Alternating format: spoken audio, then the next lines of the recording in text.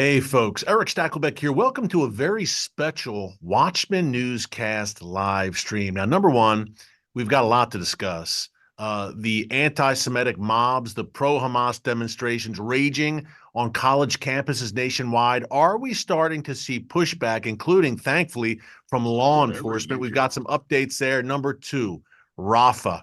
Is an offensive coming? Today, Secretary of State Antony Blinken was in Israel meeting with Israeli Prime Minister Benjamin Netanyahu, and Bibi said afterwards, look, we're moving ahead. Let the world wail and gnash its teeth, but we're moving ahead eventually.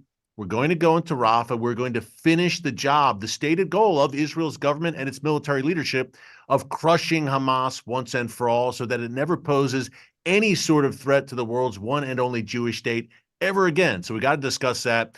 And the Iranian regime. Now, we've been talking here in the newscast over the past few weeks about how April 13th, 2024 was really a watershed moment in all the wrong ways in the region, in that the Iranian regime, for the first time ever, launched over 300 projectiles, attack drones, cruise, and ballistic missiles from Iranian soil at Israel. Now, thankfully, miraculously, 99% of those incoming projectiles were intercepted by the U.S., UK, Jordan, Saudi Arabia. So a great display of missile defense, but the Iranian regime, emboldened by that, the fact that, I don't want to say, folks, that they got away with it. Israel did respond and send a message in Isfahan, as we documented here in the newscast.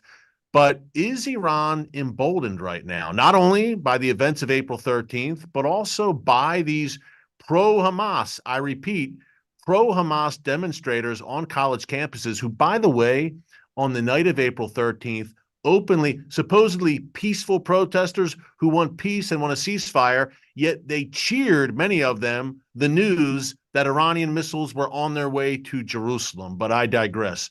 Joining us now, a very special guest here on the Watchman live stream to break down all of this is our good friend, Lisa Daftari, editor-in-chief of the Foreign Desk, host of the Foreign Desk podcast. You've seen her all across media, Fox News, CNN, many other places, and tonight on TBN on our nightly show, Stakelbeck Tonight, airing 7:30 p.m. with a re-air at 10:30 p.m. Eastern Time. Lisa will be joining me tonight on Stakelbeck Tonight, but in the meantime, she's here with us on the Watchman Newscast live stream. Lisa, great to have you with us. Thank you for having me. Hey, where do we begin? You are a foremost Middle East expert, Iran expert. We've got a lot to unpack. And here's the good thing. I was joking with Lisa off camera. You have a limited amount of time in a 30-minute TV show, but here in the live stream, we can just go. So, Lisa, let's start with an issue you've been following frequently. Sadly, you've had to.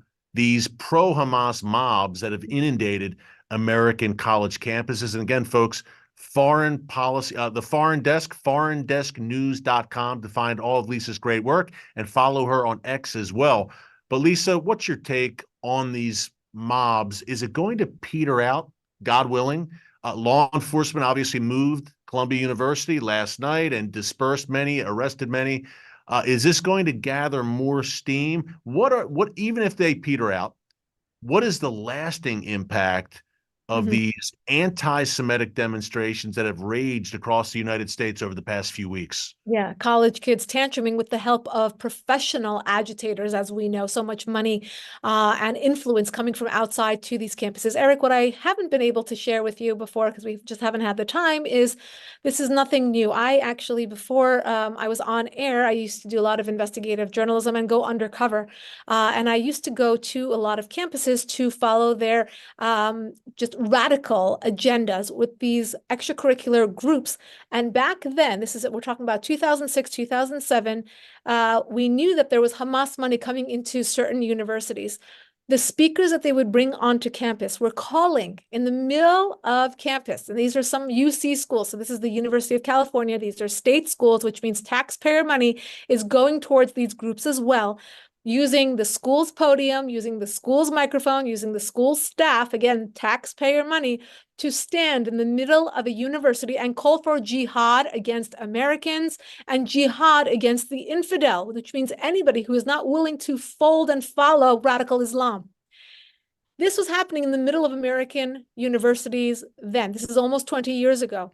And no one said anything. We tried to bring it to the chancellor of the school. Nobody wanted to hear it. Nobody wanted to follow the money. Nobody wanted to talk about the influence that was infiltrating these schools. Fast forward, for 20 years, they have worked on this. As somebody said to me the other day, when I was giving a talk, he said, certain people give money to a school and they'll put their name on the outside of the building, but these groups give the money and they go inside the building and inside the minds of these students. They buy a chair, they buy a department, they'll buy certain fellowships. They are radicalizing from the inside out. And what we're seeing at Columbia, what we're seeing at UCLA is a result of that. And to these schools today, forget about 20 years ago, but today, the fact that it took almost a week to clear these protests, the fact that they are scared and intimidated by these students. And let me tell you, Eric, when these talks were had with the student groups in the encampments, the students had the upper hand. They were the ones calling the shots. They were the ones who were setting the parameters of those meetings. They're nothing more than domestic terrorists. You know, I am the daughter of immigrants. My father actually came to New York City because he wanted a college education and went on to become a doctor. Every time we have a graduation in my family, and I tweeted about this last night, I'm in tears, not just because of that personal accomplishment, but I recall it, I remember, and I'm aware of the fact that we have so many opportunities in this country. And to think that these students on these college campuses, I don't know how they even got into these schools, but once you do get into an Ivy League school, this is not the way you behave. And if you do behave this way, you don't deserve a spot at one of these esteemed universities. Yeah, needless to say, Lisa, great points all around. And look, Hamas is a designated terrorist organization. And this is willful support for Hamas on these college campuses. By the way, you are the daughter of immigrants. Your family originally came from Iran. We're going to talk about that today as well. You have unique insights into what's happening on the ground in Iran right now and why this regime may want to be looking over its shoulder. But I should have mentioned, in addition to being editor-in-chief of the Foreign Desk, again, folks, it's foreigndesknews.com. Lisa is an award-winning investigative journalist. And Lisa, as you follow the money trail to these protests, you mentioned that it's larger than just these very misguided and misinformed college students. Number one, tell us a little bit more about who's the larger hand behind this? Is it nation states getting involved with Middle East endowments and all of this at universities? And number two, outside agitators, it seems, getting involved in these protests as well. What can you tell us about that? Right. So in the last 20 years, roughly, these pro-Hamas, pro-radical groups have really tightened up their game to use a more sophisticated and intellectual approach. And again, when you look at these protests on the streets and how organized they are, you understand that that is in fact true. You know, it used to be that you would just see, you know, some disorganized protesting or, you know, a one-off, you know, just small groups. I went to Rutgers University even back then as a Middle Eastern Studies major. We used to call it the Gaza Strip of universities because what you're seeing on the streets, I used to witness in the classroom. So I think by way of working towards this goal that we're watching right now, they did start with Middle Eastern Studies departments, journalism departments. And again, I feel like I've had a front row seat at all of that because of my area of studies. Follow the money is a very good point to make, because right now, the one thing that many people feel like they have, that weapon that they have is, well, I'm not going to give any more money to my alma mater. I used to give money to Columbia. I used to give money to Harvard. I no longer will pitch in when I don't believe that they're handling things properly. The issue with that is that when those seats become vacated, when those slots become vacated, who's picking up the slack? And that's the question we have to be asking ourselves. And it's both. It's nation states like Qatar, like Iran's regime, like China. We know that they have the Confucius centers. We know that they want to have influence inside these schools. And again, they do it in such a formalized way that it goes undetected. That's why they send over their students as interns. And that's why they infiltrate so many sectors of our society, including science labs and again, media and Congress and things like that. So there's definitely been a very focused effort on infiltrating different sectors within American society. Other groups are just, you know, American organizations run by individuals like George Soros, who are disruptors. They want to see America destabilized. Again, Eric, I'm so happy you called these pro-Hamas protests, because I've been going around doing my media interviews, and I spend the first few minutes of every interview saying they're not pro-Palestinian protests, and they're not even anti-Israel protests. They're pro-Hamas and anti-American protests. That is their first two priorities, are anti-American and pro-Hamas. And Yeah, I Lisa, think great point. They're burning American flags as well, exactly folks. right. Exactly right. They're burning American flags. And I think that that's a huge wake-up call to Americans. Look, you don't have to know much about the Middle East, and I guarantee you the people out in these protests don't know anything about the Middle East. But you do have to know this. What they're trying to do is destabilize America, unravel it at its core. And I'll tell you, as an Iranian and somebody who's studied the Iran Revolution inside and out, it always starts at the universities. What a great point. It really does, Lisa. And also started at the universities in 1930s Germany in many ways. And people say, well, that's a stretch. No, the activities unfolding right now on American college campuses, to me, are scarily similar to what we saw in Germany during the 1930s. I do not exaggerate when I say that. By the way, you make a great point as well, Lisa, about the lack of knowledge, the ignorance about the Middle East and about Israel and the Palestinians among many of these protesters. When you ask them, there's that constant refrain, from the river to the sea, Palestine will be free. They can't tell you which river and which sea, Yeah. but they just know they're out there. It's stunning to see some of them actually Yeah. interviewed on camera when they pull their mask down and actually speak. Speaking of which, I saw an encouraging poll from, of all places, Lisa, Harvard University, in part, it was just released this week, showing that 80% of all Americans actually support Israel's operation in Gaza, and 72% support Israel going into Rafah and finishing the job. Now, that flies in the face, obviously, of these pro-Hamas mobs, but also it flies in the face of the Biden administration. Today, Anthony Blinken, as I mentioned at the top, and you've been covering this extensively on the foreign desk, back in Israel, pressuring the Netanyahu government to not move into Rafah.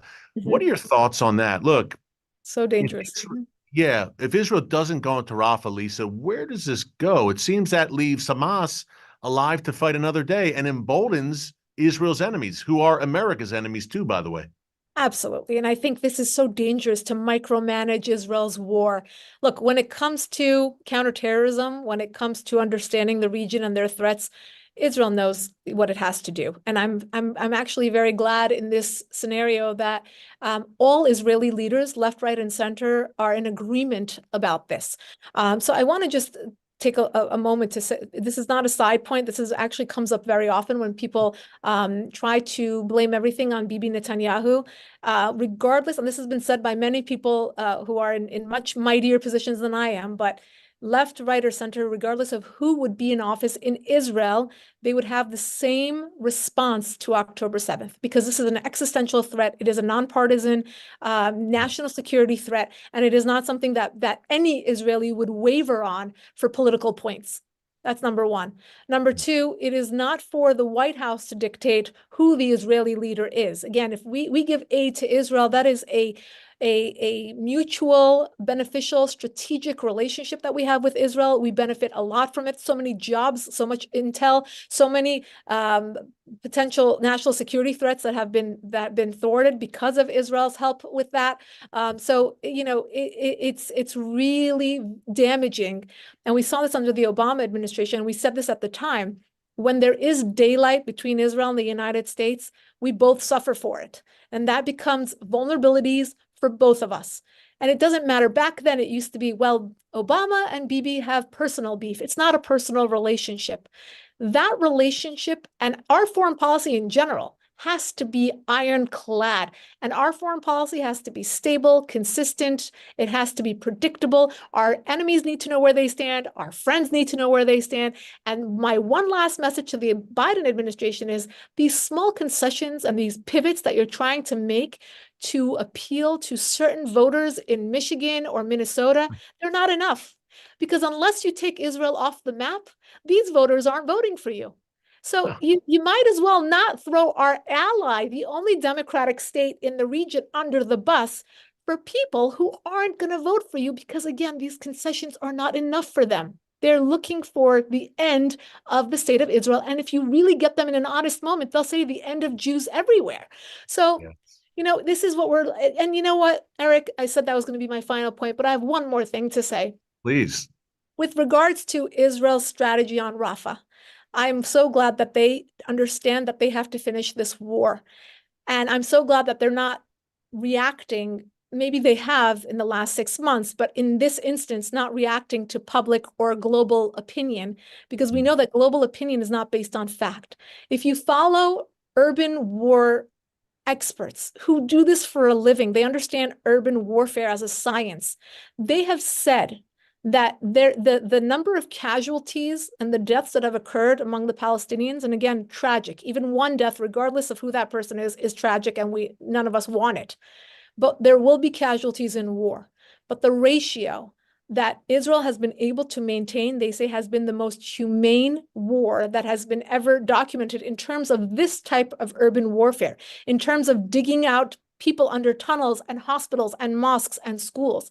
So when we actually have facts and people are not swayed by them, then it behooves Israel to do whatever it needs to do to protect itself and not to pander to those who are just throwing, global opinion in their faces.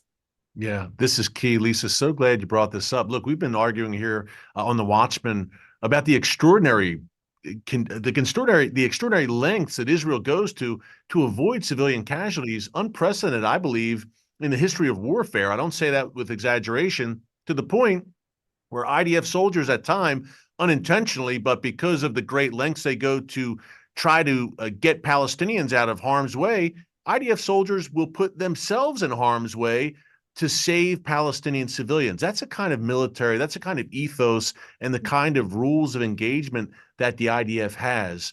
And I believe this, you mentioned military experts and guys like John Spencer, who's I was amazing. just going to quote him, right?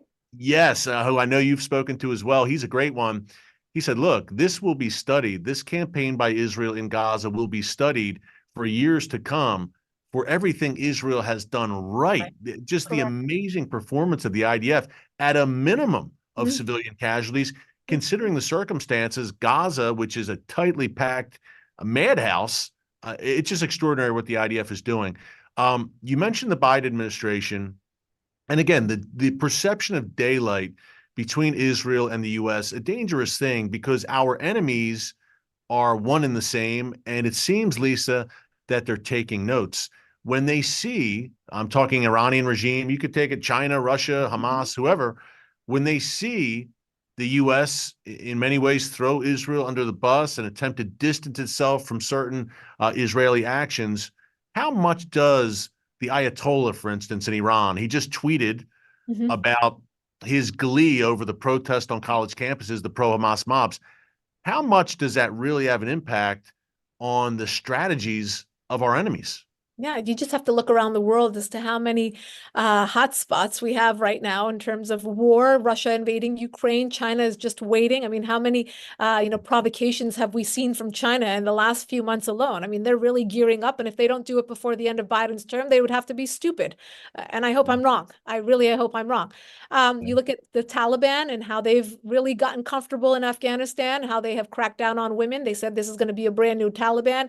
Obviously, it's not. We see ISIS is back on the scene with, claiming many around the world, including in Russia. We saw them at the theater there.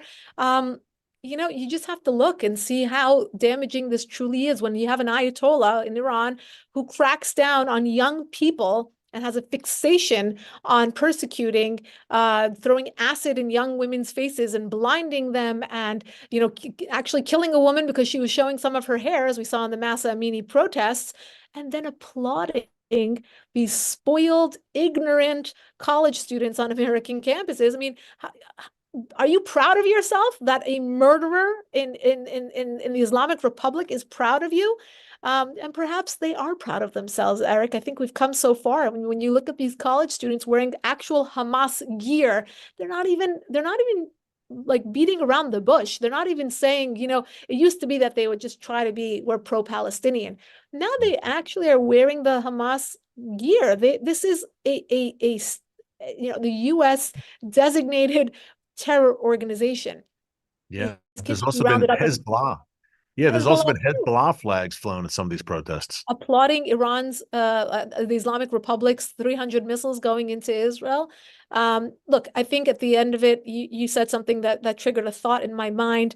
How does it look? Well, I don't think Israel's ever going to get off the hook. And before October 7th, you just needed to look at any day, any given day at the UN, and just it's a circus, right? Where countries like the Islamic Republic or even Saudi Arabia are given positions at the helm of human rights groups and women's rights groups, right? It's like backwards day every single day at that institution, and then you wonder, and then they write up Israel for every single transgression that's ever been.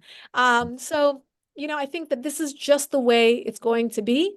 It would be better if Israel did have a friend in the White House, and I think under the Trump administration, if you love him or hate him, he was phenomenal on Israel. The Abraham Accords are single-handedly the best thing that ever happened to the Middle East. And don't ask an Israeli, ask someone from Abu Dhabi.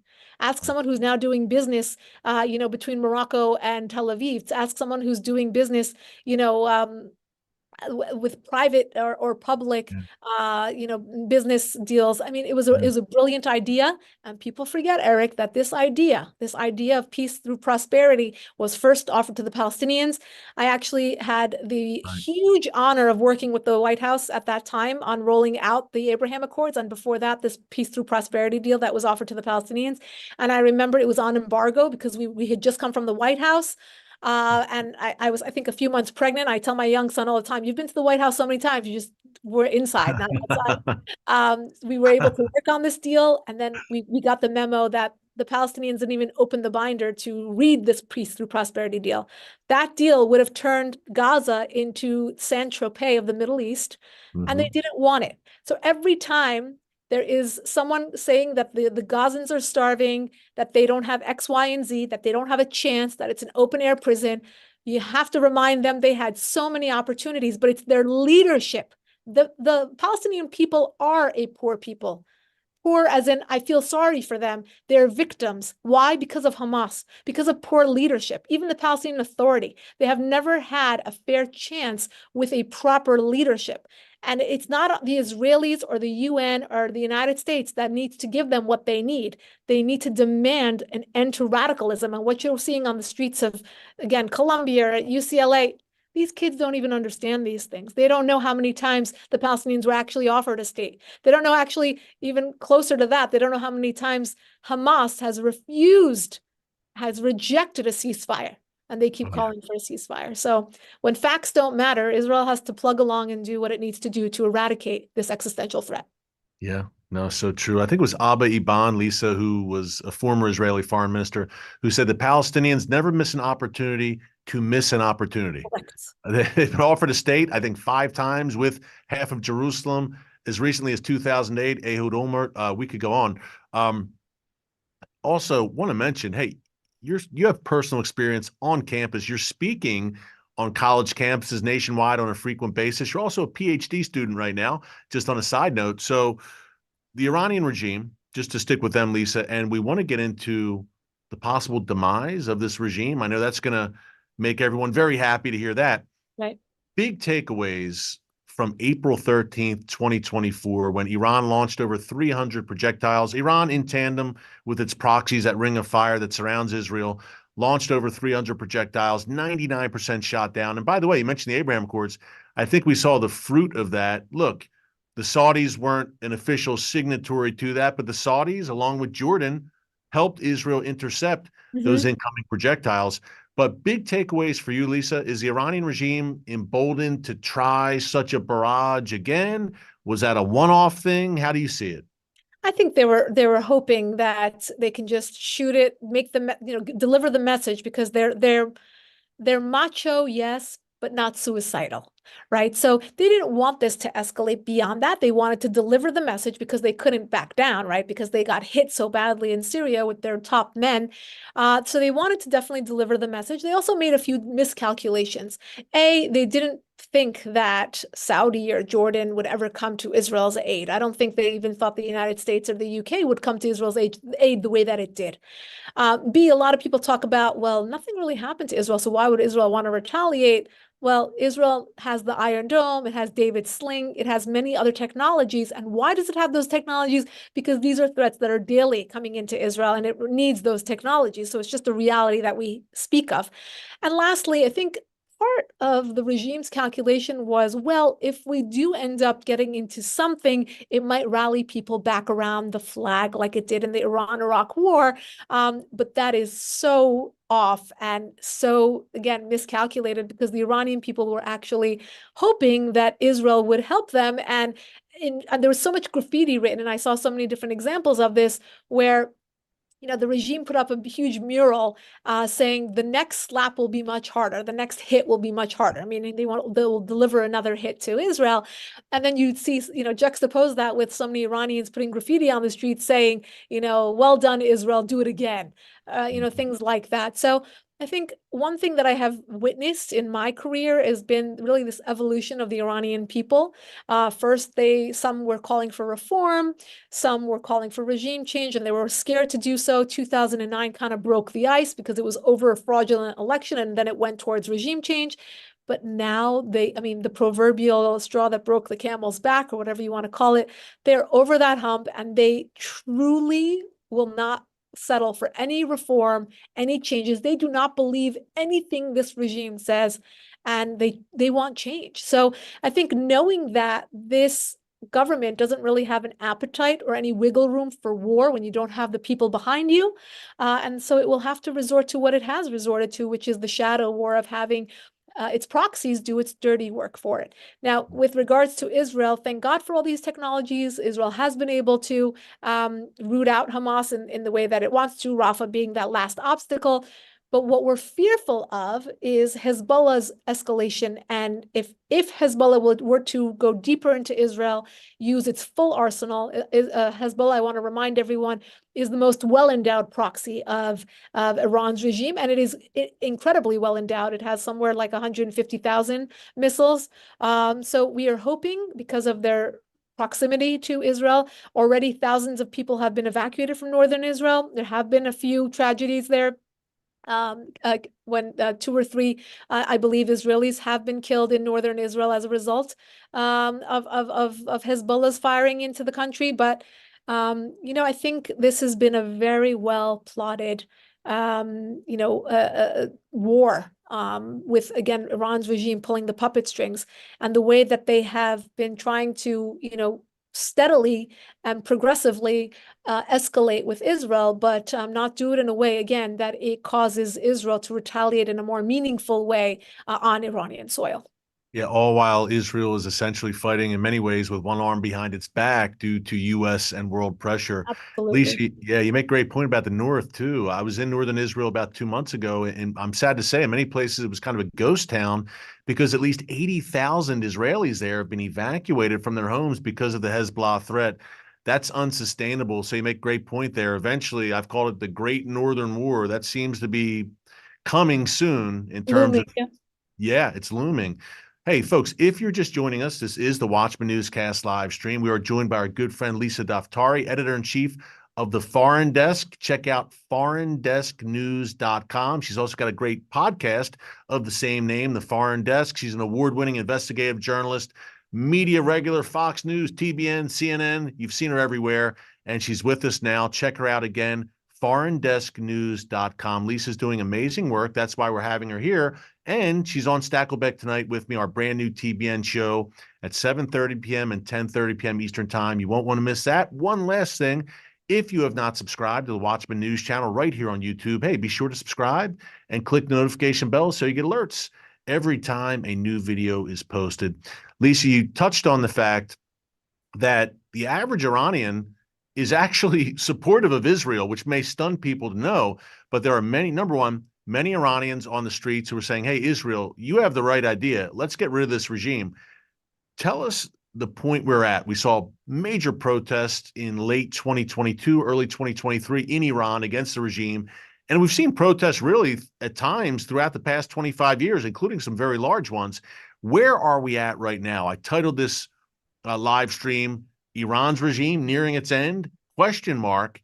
But is that a real thing? Could the Iranian regime eventually face its demise from the Iranian people, who are the main victims of this regime. Yeah, and that's probably the best chance that the Iranian people have is by their own hands and by their own grassroots movement to remove this regime. Very unfortunately, the Iranian regime, which was in a very vulnerable place, became very rich over the last 4 years. And that's because vital sanctions were removed by the Biden administration in hopes of getting back into another meaningless JCPOA nuclear deal. And if you recall, I just want to catch everyone up, 2015, President Obama campaigned on it. That was his whole, I mean, he used to dream of this deal, and he finally got one. It was a nuclear deal with the P5+1, the United States leading the Europeans, Russia and China on striking a deal with Iran's regime. The problem with that deal is that it gave Iran almost everything in its power to get on the 1 yard line. And we thought that we can trust them to keep them there. Obviously, a meaningless deal. And President Trump pivoted completely and said, I'm going to pull out of the deal. And in May of 2018, he did absolutely that. So coming into his presidency, President Biden wanted to please the Iranian regime, so we removed a lot of vital sanctions. And what happened? The Iranian regime started selling oil to China and Venezuela, and started selling weapons to Russia, and we've now reported about $90 billion that they've earned. And where have they put that money? Right into their proxies, right into their weapons arsenals. The centrifuges are spinning. Hezbollah and Hamas are filling their pockets. October 7th is a direct result of that. The reason I'm outlining all these things is because the average Iranian can tell you all of these things. So if you speak to Iranians, they're extremely politically savvy. They have woken up. You want to talk about woke, talk about the Iranian people. They know exactly what's going on, and they blame their regime for it. When the Masa Amini protest started, a lot of people didn't see this footage, and I thought it was incredibly meaningful. Some of the first things they started burning was A, the Palestinian keffiyeh on the streets, and B, a street that was like a Philistine street, Palestine street. And that is just to say, and again, this is nothing against the Palestinian people, but this is just to say they wanted to make the point that why is our money going for their cause when we are Iranian? We are not ethnically even related to the Palestinian people. We are the Iranian people. Our government doesn't take care of us. Here we are working 3 and 4 jobs to put food on the table. So obviously the Iranian people were very much affected by the sanctions and very much affected by this scarcity that the Iranian regime fabricated in order to blame the United States. But anyway, the Iranian people are aware of all of this. And for that reason, I think there still is a chance. Of course, the regime has become more powerful. They have become more bold in terms of their crackdowns. They're hanging more people, hanging athletes and rappers, and just death sentences against ordinary young Iranian people. So really, there's such a disconnect between these brave Iranians who are coming out onto the streets for true freedom, and you juxtapose that with these spoiled brats at these Ivy League schools that have no idea what's going on in the world and trying to fabricate a humanitarian crisis on themselves and play victim onto themselves in order to get the headlines. So it's really a matter of knowledge and education, and I think we should really learn from the Iranian people. They have educated themselves, and they really will not believe anything that comes out of this regime right now. It's hard to believe, Lisa, 45 years under the jackboot of this tyrannical, evil, truly, truly evil regime. And hey, you've spent the better part of your career advocating for the people of Iran. I'd say you're a human rights activist, an activist for the women, an advocate for the women inside Iran who have suffered horrific harassment and persecution from this regime. You're an advocate for religious minorities inside of Iran. Last question. Why do you do what you do? Why have you dedicated your life to this cause? Look, your family comes from Iran, then came here to the United States, originally from Iran. Why do you do what you do? What drives you to keep up this fight for such a time as this? It's a great question, Eric.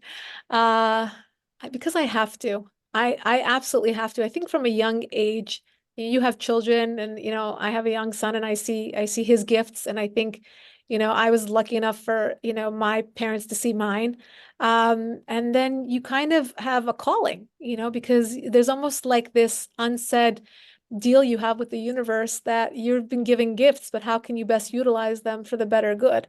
And I think from a young age, I was drawn to people's stories. I was drawn to people just telling me their problems and having me help them. And you know, I was drawn to articulate things and storytell. And I think that the universe brought it all together. And you know, you see all these different stories of people who are just, and we say right time or right place, or they were messengers or whatever they were. They knew that that was just, you know, it doesn't tire me, it doesn't fatigue me, it doesn't you know, it doesn't scare me, even though I get a lot of threats. I just feel like this is what I have to do. It's incumbent upon me, and I have to just speak out for people who are just like me, want basic things, and can't have them.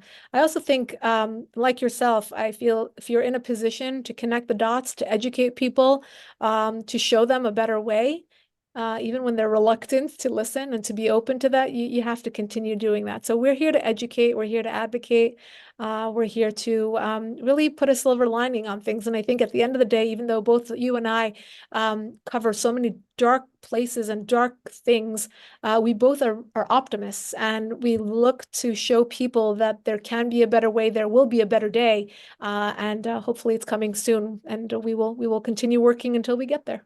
That's right. Lisa, we can't thank you enough for all you're doing, for joining us today. This was fun. And we can find you, obviously, the Foreign Desk, anything else that you want people to look for in terms of your work. ForeignDeskNews.com, of course. Anything else, anywhere else, we should be following you right now. If you love this kind of news from this part of the world, I do a national security foreign policy newsletter that goes out for free. The subscription is free every morning. ForeignDeskNews.com. You can sign up and get the top 10 emails in an easy to follow list in your inbox each morning before you have your morning coffee. It'll be there. This is great, folks. Check it out. ForeignDeskNews.com. Our good friend, Lisa Daftari. Lisa, thank you so much. God bless. Keep it up, Lisa. We'll see you again soon. And folks, remember, tonight on TBN, again, the Stakelbeck Tonight Show, Lisa will be joining me on set, 7:30 p.m. Eastern Time, with a re-air at 10:30 p.m. Eastern Time. And one last shout out before we go, our good friends, Mayor Panim. We've been telling you about Mayor Panim, our partner here on The Watchman for some time now. We love the work they're doing. mpgive.org. This is an incredible Israeli humanitarian organization, folks, which is helping Israel's neediest and Israel's most vulnerable. I'm thinking of the people evacuated from the north and the south from those Israeli communities due to the Hamas and Hezbollah onslaughts, Holocaust survivors, reserve soldiers who are away from their families. Mayor Panim is stepping up and really, I believe, fulfilling God's work, doing God's work in giving them food, shelter, hot meals, supplies, anything Israel's most vulnerable, Israel's neediest need. Mayor Panim is there stepping into the gap and stepping up. It's mpgive.org. Folks, I've been on the ground with Mayor Panim. I've helped serve Holocaust survivors with hot meals alongside Mayor Panim. I can tell you they are the real deal. And look, Passover just wrapped up yesterday. It's a very important time and a very tumultuous time, obviously, for the people of Israel, for the Jewish people, as Lisa and I just discussed. So now is the time. You want to fulfill that biblical mandate, Genesis 12:3, bless Israel. Here's a great opportunity to do it by joining with Mayor Panim. It's mpgive.org. In Israel's time of greatest need, you can really make a difference by partnering with Mayor Panim. They're a great organization. Check them out. Thanks again to Lisa Daftari for joining us. Until tomorrow, God bless you. And remember, never hold your peace. Hey everyone, thanks for checking out the Watchman Newscast. Make sure you hit the subscribe button so you never miss an upload, and tap the bell icon so you're notified every time a new video is posted. And don't forget to share your thoughts, insights, and comments below. Thanks for watching. We'll see you back here tomorrow.